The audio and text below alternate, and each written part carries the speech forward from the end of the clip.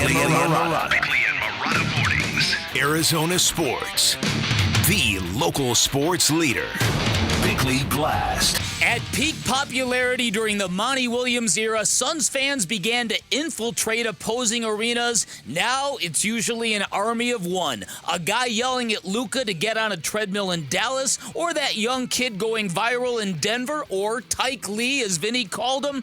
And that brings us to Saturday at Footprint Center, where there was way too much green in the building, and not A.J. Green, not Gerald Green. We're talking Kelly Green, the color of the Celtics, and even worse, the Let's Go Celtics chants that bothered me irrationally, because we've all grown to expect this from our football team, a franchise that has lost its home field advantage in Glendale, but not the Suns, a team whose home crowd was among the top stories in basketball during the 2021 postseason. Now, granted, all the usual alibis apply. Lots of people move here from the East Coast and the Midwest, and when a marquee franchise like the Red Sox or the Celtics show up in the Valley, an invasion of infidels is inevitable. But on some level, we also know this is a civic thermometer, a heat check of how much a local team appeals to the masses and the people who may or may not be selling the tickets they purchased a long time ago,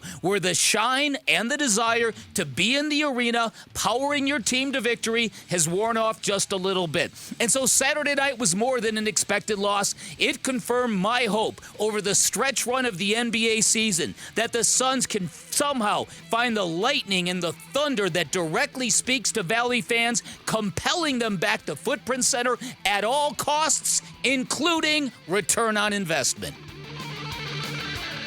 All right, today's Bickley Blast brought to you by my great friends at Chapman BMW, who make luxury attainable. Find them online at chapmanbmw.com.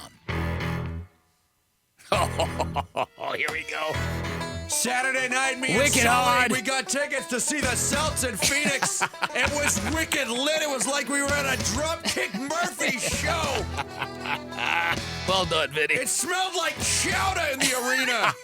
Smelled like lobster rolls. Jason Tatum with Duncan. I was drinking Duncan. I think Affleck and Damon were even there. Where was Tom Brady? Yeah, that was a little too much for my taste. Yeah, right, and for everybody's taste. And again, this is not a subject, obviously, that is uncommon to the Blast. Tends to come up when the Seahawks come to town. Tends to come up when the Broncos or the Steelers.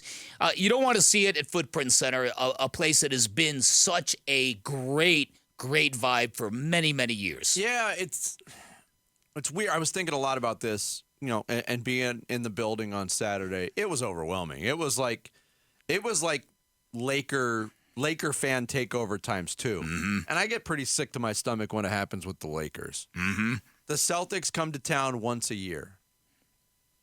Isn't that more a reason for Suns fans to hold on to those tickets to see the Boston Celtics? Yes. And normally my stance on related subjects like this, Bick, is I'm not telling anybody to do. Neither one of us are. I'm not telling them what to do with their money. I'm glad you said that, because let's make this clear, because people do have listening issues. I think we see that on the daily, right? Yes. Okay, let's make this very, very clear. Vinny and I are very much in alignment on this. You do whatever you want with your tickets. That's up to you. You need the money, sell them. You want the money, sell them. You bought them. They're yours. Do with them what you will. My point is, and I think Vinny's point is, we're just lamenting the fact that this team is not burrowed in your heart, our collective hearts, to the point where you don't even think about it. Because I guarantee you, 2021, those tickets, we talk to young people who were making decisions. I might not be able to pay rent if I buy these tickets for $1,000. Do I want to pay my cell phone bill, or do I?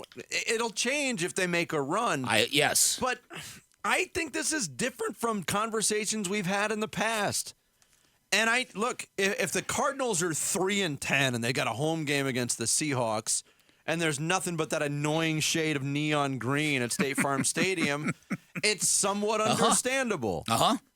Yes. It would be understandable if the amount of green and Boston fans in the building was the same if the Suns were in 13th place in the Western Conference. Indeed. They're not. They're not. What you said is a factor. The Suns have yet to, I like burrow as a word, but they've yet to really connect with this city and fan base because, let's face it, we're 4 years in, we're spoiled now. Yeah, exactly. Yes, our standards are very high. That's very well said. 4 years ago, Suns fans were hungry. They're not hungry anymore. No. They're spoiled. They're spoiled. Yes, there's definitely an element of that. The championship or bust refrain, I think, early on, there have been a lot of defeats. There's been some bad basketball. There's been some stretches where you wonder if this team is it or if it's not it. There's a stretch where the team was under 500. All this stuff matters. It all matters in your belief of what is this team and where is this team going. So but I do know that buzz, the organic stuff, you didn't have to worry about Diamondbacks fans selling their tickets during last year's playoffs, did you? One of the amazing things was when the Dodgers were here in the postseason for that one game. Well, during the playoffs, though. But well, that's okay, but I think that's part of what's happened to the Suns fan is that they're not as excited about the regular season after the last few years. That's it too. Let's face it too. A lot of people jumped on this thing as an investment opportunity because they know the Suns are equipped to be in the playoffs every year. They'll keep those tickets. They'll probably sell everything else. And I'm going out on a limb here when I say this. All right. Again, let me preface. I don't like telling people what to do with their money. Mm-hmm. But give it to me. But if you are among those people and you used a phrase, Bick, if you need the money, well, if you need the money, maybe don't buy season tickets in the first place. They are expensive. They very much become a luxury item. Yes, they do. And yes, they do. The price tag alone has excluded a lot of people who would love to be there. Yeah. Yeah, it's true. If things are that tight, yeah. Right. Either way, I don't put this on Valley fans. I put this on the basketball team to be that team that speaks to people where this doesn't even become the conversation. That's why I put it on. So it's not on the fans. I'm not as comfortable not putting it at least partially on the fans. Okay. Because like you said, when the playoffs roll around, it's going to be a lot of purple and orange. And people claiming, oh, I've been here every game. No, you haven't. You stinking liar. That's funny.